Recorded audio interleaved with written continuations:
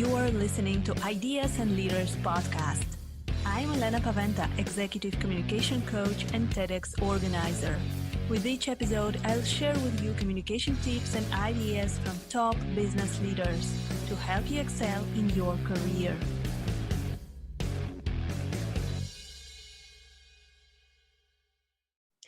Welcome to the next episode of Ideas and Leaders podcast.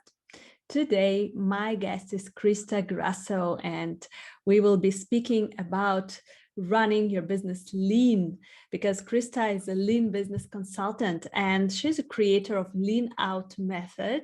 We will get to know her methodology a little bit closer today. She's also the host of Lean Out Your Business podcast.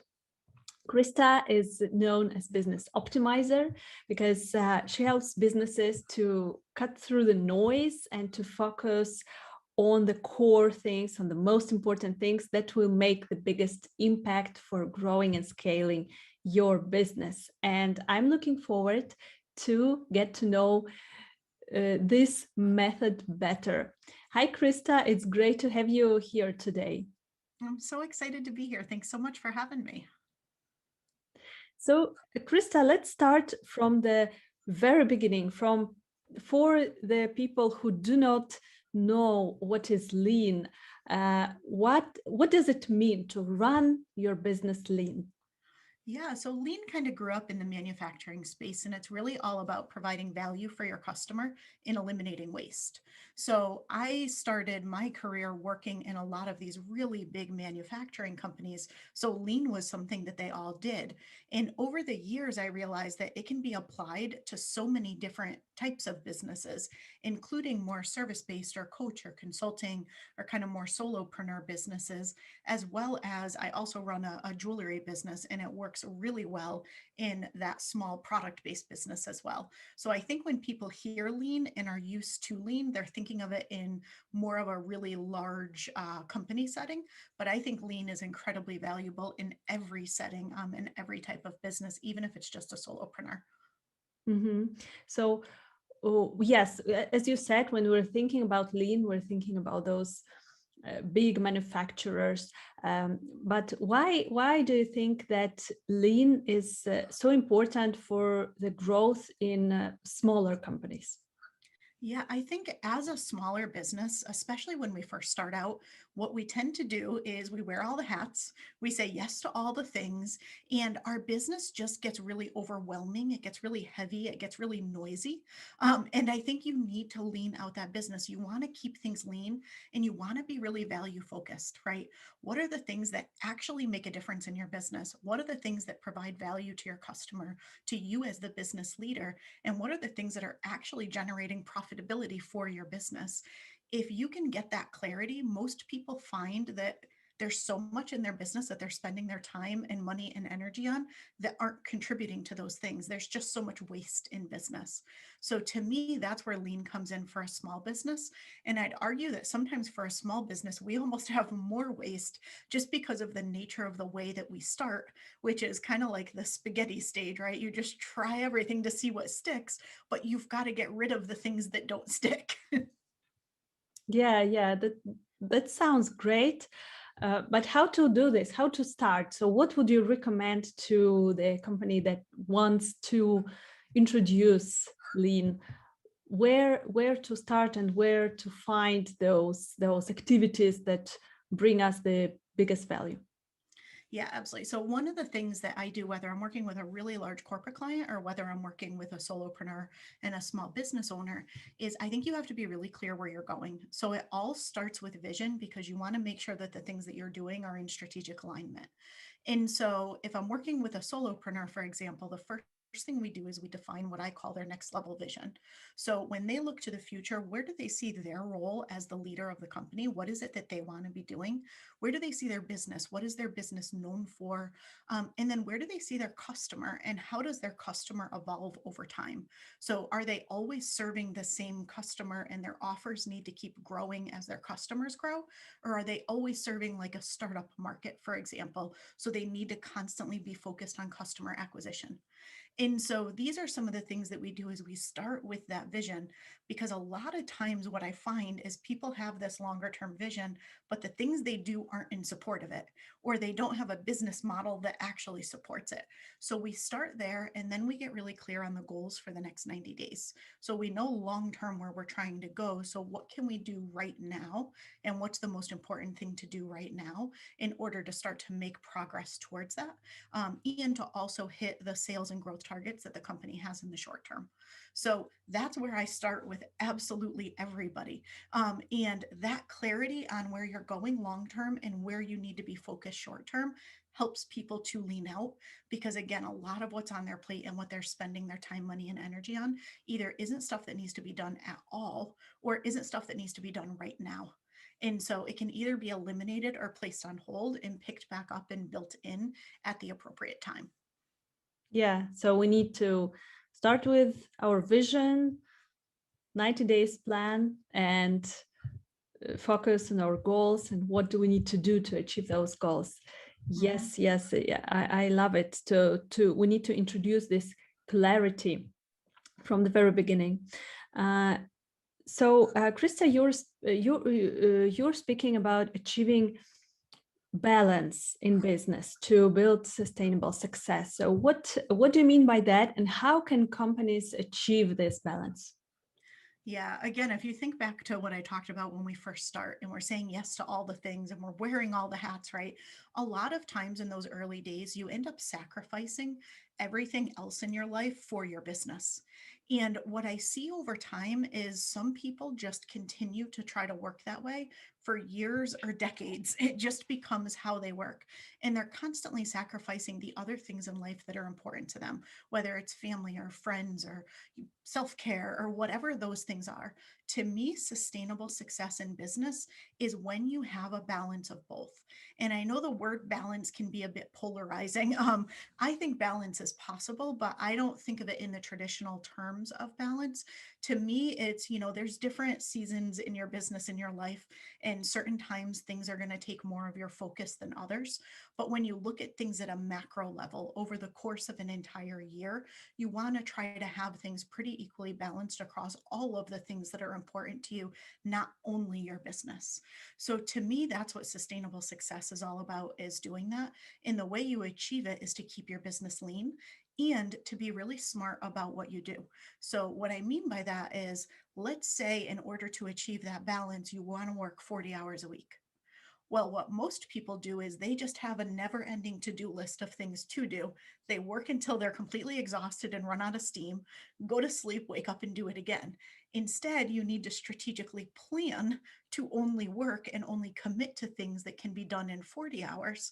And I think we all know nothing goes exactly according to plan. There's always things that come up. Things take longer than we expect. Things come out of left field. So if you want to work 40 hours, you don't schedule yourself for 40 hours. You need to schedule yourself for 20 or 30 hours and create that space to be adaptable and to kind of pivot what you're doing based on what you're learning. And that's true for your teams as well as it is for you as the business leader. Yeah, and speaking about the teams, I also wanted to ask you, how do you see within your methodology, how you work with your customers? How do you see, is it possible to build a high performing team that is passionate and they want to continue working, they're motivated, especially in the current environment? It is tough with all the distant working and long hours of work. So how do you see, is it possible, and if yes, then how can we achieve that?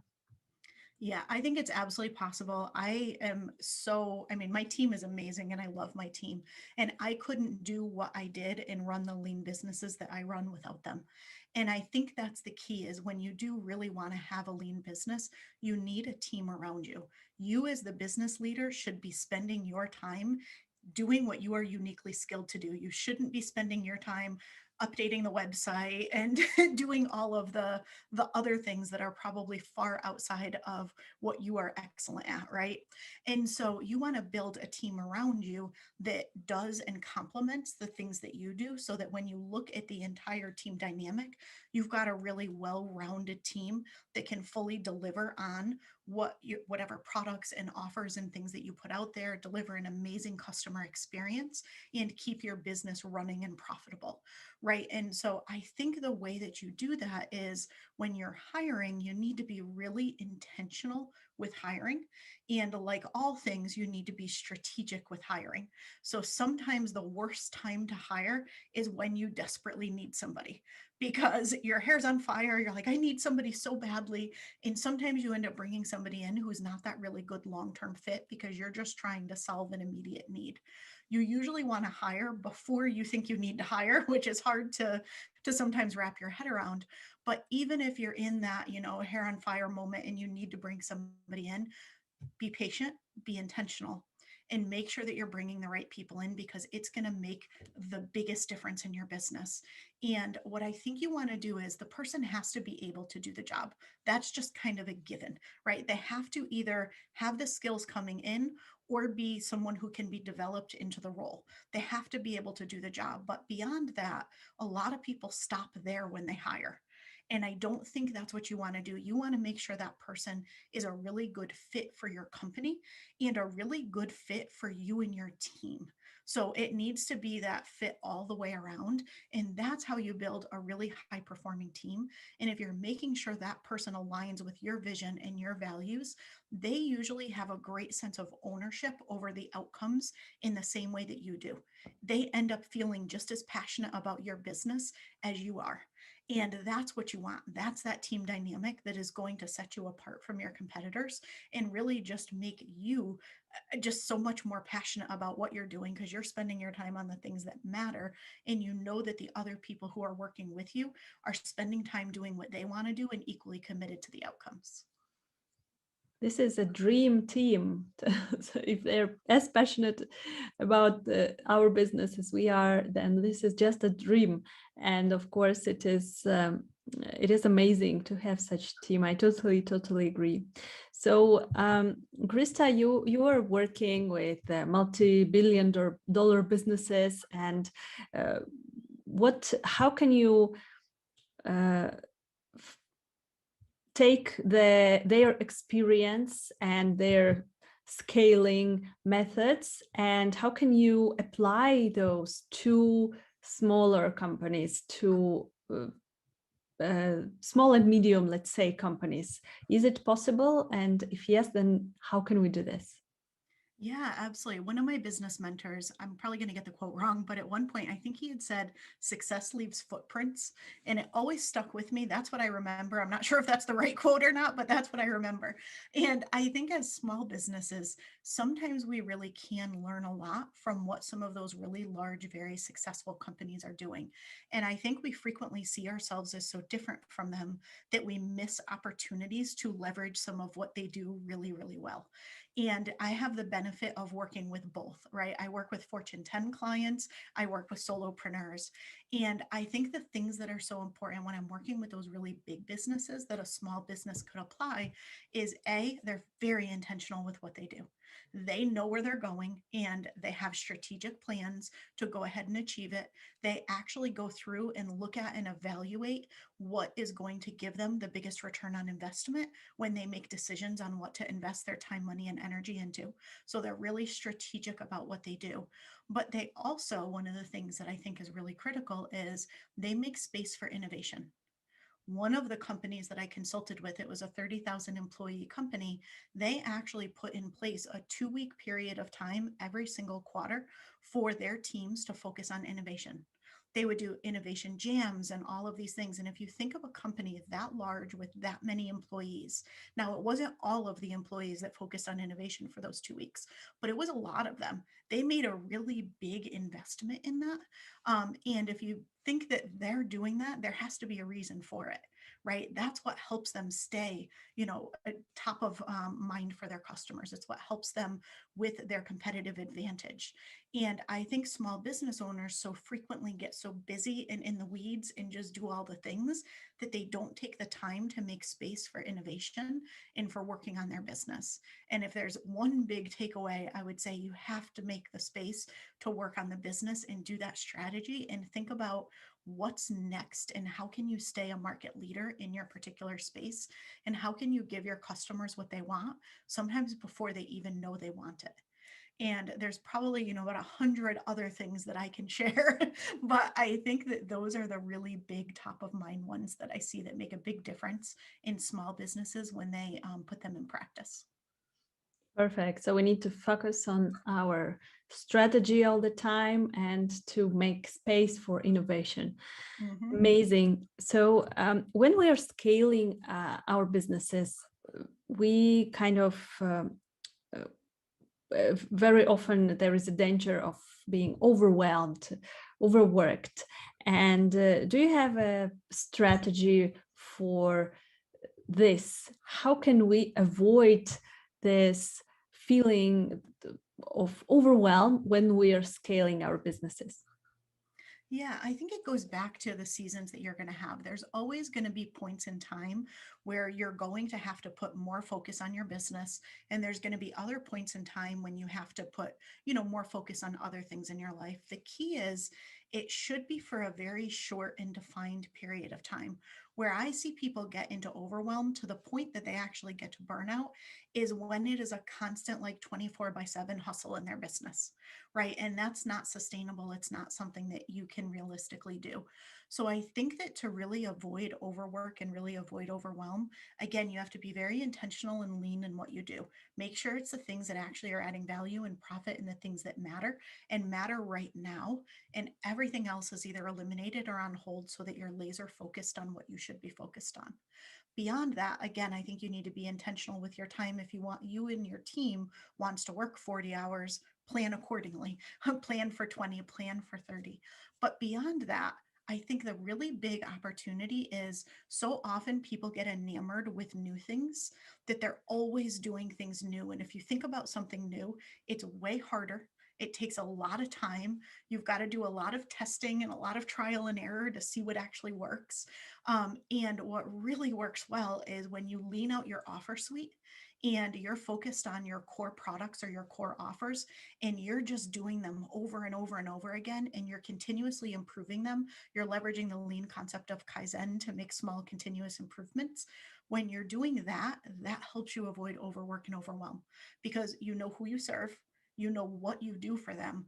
All you're doing is making small adjustments to keep making it add more value, add more profit, instead of constantly introducing new things and making your business really hard and complex.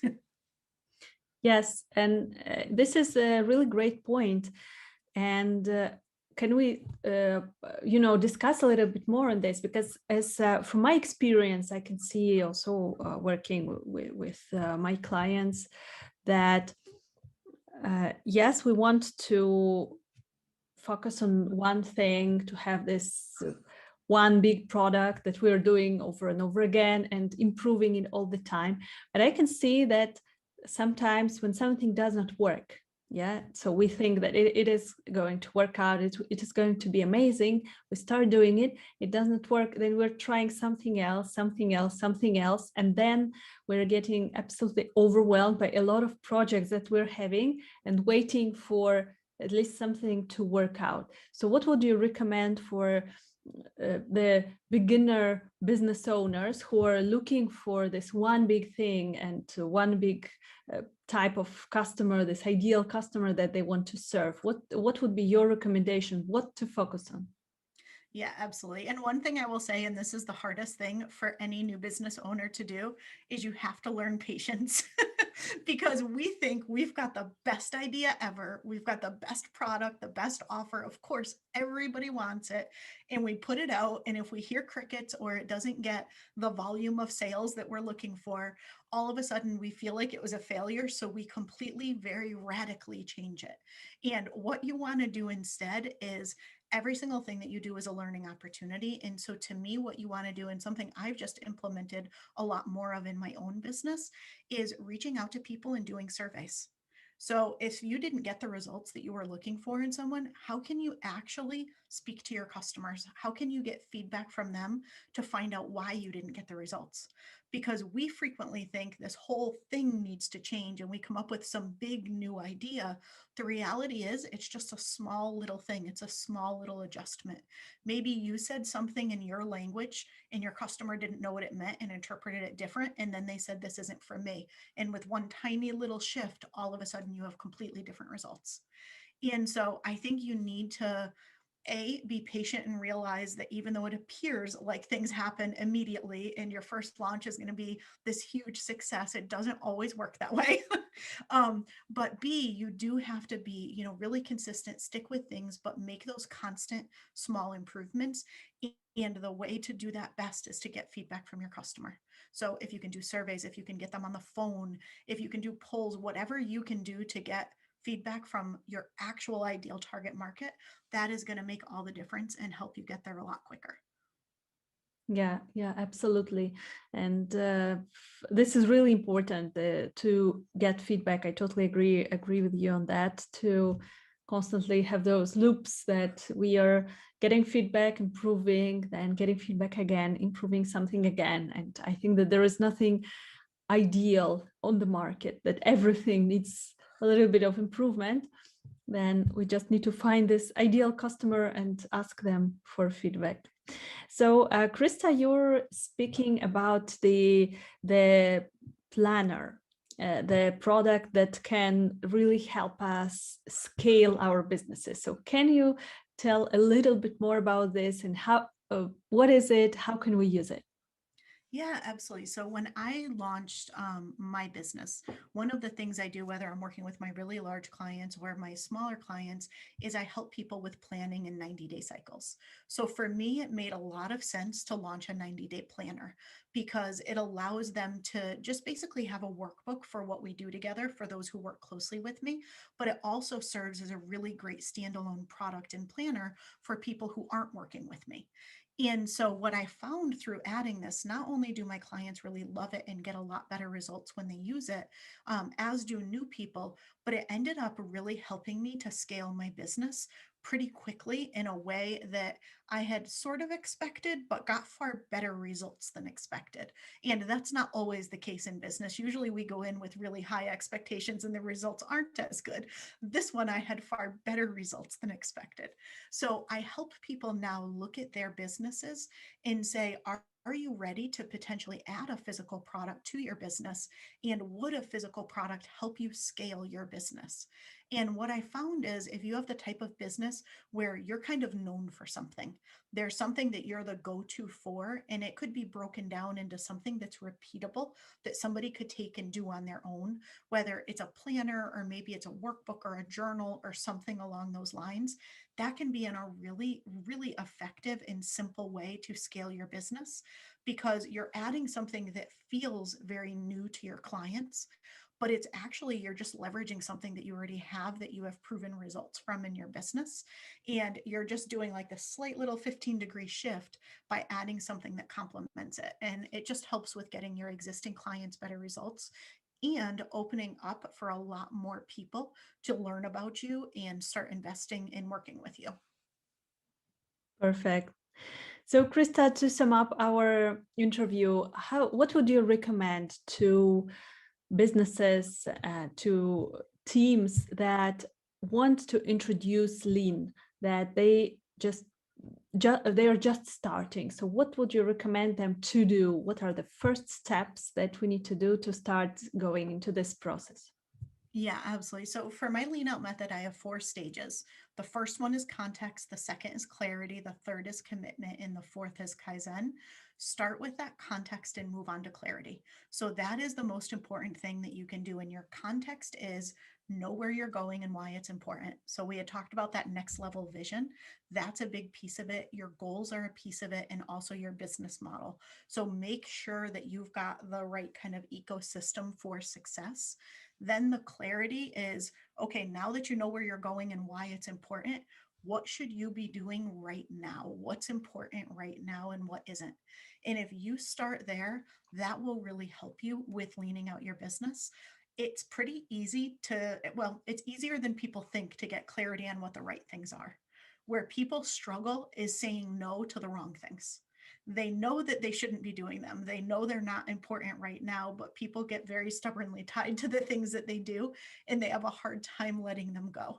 So if you take the time to go through this and actually gain that clarity, please do yourself a favor and unapologetically say no to anything that you shouldn't be focused on right now, because that is how you actually have a lean business and how you build sustainable success. Perfect. This is a hard thing to do, but we need to remind ourselves about this all the time. Absolutely. So, Crista, if our listeners want to contact you, ask you additional questions, where can they find you? Yeah, absolutely. The very best place to find me is my Facebook group. So if you go to leanoutmethod.com/group, that's where I go live every Thursday. I do trainings, I answer people's questions. It's a really interactive group. So that's probably the best place to find me. And if you want to hear more what I talk about, my podcast is the other, which is leanoutmethod.com/podcast. Perfect. So we will for sure put all your links under your episode so that our listeners can listen to your podcast, can go to your group and listen to your lives. Thank you very much for sharing your knowledge and for being on Ideas and Leaders today. Thanks so much for having me. Thank you for listening to Ideas and Leaders podcast. Did you enjoy this episode? Let me know that you listened by tagging me in your LinkedIn profile and using a hashtag Ideas and Leaders. See you in the next episode.